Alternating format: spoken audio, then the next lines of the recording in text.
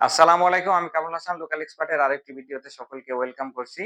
তো আজকে কিন্তু সেকেন্ড সেমিফাইনালে নিউজিল্যান্ডের মুখোমুখি হতে যাচ্ছে সাউথ আফ্রিকা। সাউথ আফ্রিকা কিন্তু গ্রুপ চ্যাম্পিয়ন হিসেবে এখানে আসছে ২ টা ম্যাচ জিতে এবং ১ টা ম্যাচ কিন্তু অস্ট্রেলিয়ার সাথে বৃষ্টির কারণে পরিত্যক্ত হয়ে যায়।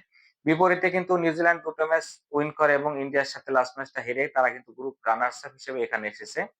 নিউজিল্যান্ড টিমে যদি দেখি সেক্ষেত্রে আ ওপেনিং এ অবশ্যই ডেভন কনওয়ে থাকবেন। আমরা জানি বড় ম্যাচে তিনি কিন্তু ভালো পারফর্ম করে থাকেন। এখানে রাচিন রবীন্দ্র এবং উইলিয়াং এর সাথে আ একটি যুদ্ধ হতে পারে। সেখানে কিন্তু রাচিন রবীন্দ্র এগিয়ে থাকবেন। যদিও ২ জনে কিন্তু একটা করে সেঞ্চুরি করেছে এই টুর্নামেন্টে। কারণ রাচিন রবীন্দ্র আমরা জানি যে ব্যাটিং এর পাশাপাশি দুর্দান্ত বোলিং এবং ফিল্ডিং ও করে থাকেন।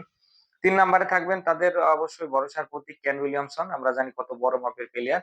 সেটা কিন্তু গত ম্যাচে টিম ইন্ডিয়ার এগেইনস্ট এ তিনি আবারও প্রুভ করেছেন।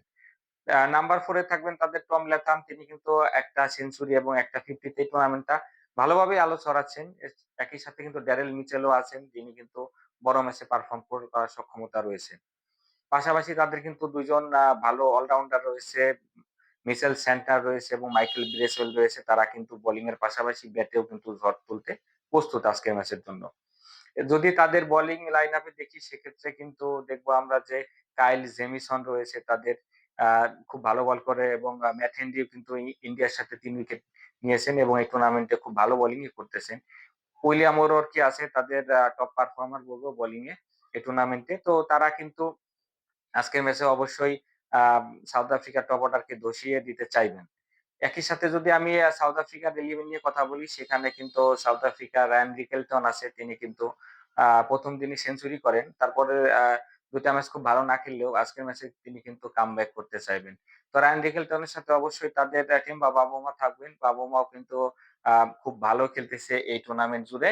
একই সাথে কিন্তু তাদের ভান্ডার ডুসন আছে। আমরা জানি যে বড় ম্যাচে বরাবরই ভান্ডার ডুসনের ব্যাটের দিকে তাকিয়ে থাকতে হয় কিন্তু এই সাউথ আফ্রিকাকে। একই সাথে কিন্তু তাদের মিডল অর্ডারে কিন্তু মার্করাম রয়েছে। মার্করামের বেস্টটা আমরা এখনো এই টুর্নামেন্টে দেখিনি। আশা করি আজকের ম্যাচে তিনি তার বেস্টটা দিতে চাইবেন।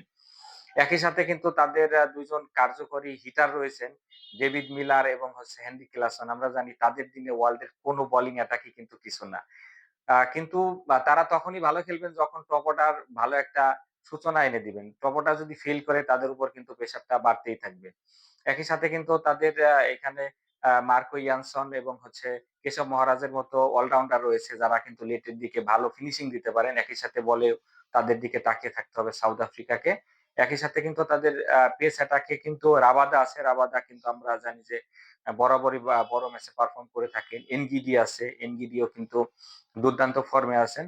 এখন দেখার বিষয় আজকের ম্যাচে কোন টিম জ্বলে উঠতে পারে। ব্যাটে বলে যারা ভালো খেলবে তারা কিন্তু ইন্ডিয়ার সাথে সেমিফাইনাল কনফার্ম করবে বলে আমার কাছে মনে হচ্ছে। আ আমার ভিডিওটা যদি আপনাদের বিন্দুমাত্র ভালো লেগে থাকে তাহলে সাবস্ক্রাইব করে রাখুন আমার চ্যানেলটিকে এবং লাইক কমেন্ট দিয়ে আমার পাশেই থাকুন। তাহলে আপনার ক্রিকেটের সকল খবর কিন্তু এই লোকাল এক্সপার্ট চ্যানেলটাকে পেয়ে যাবেন। আশা করি ভালো থাকবেন। দেখা হবে নেক্সট ভিডিওতে। ততক্ষণ ভালো থাকুন। আল্লাহ হাফেজ।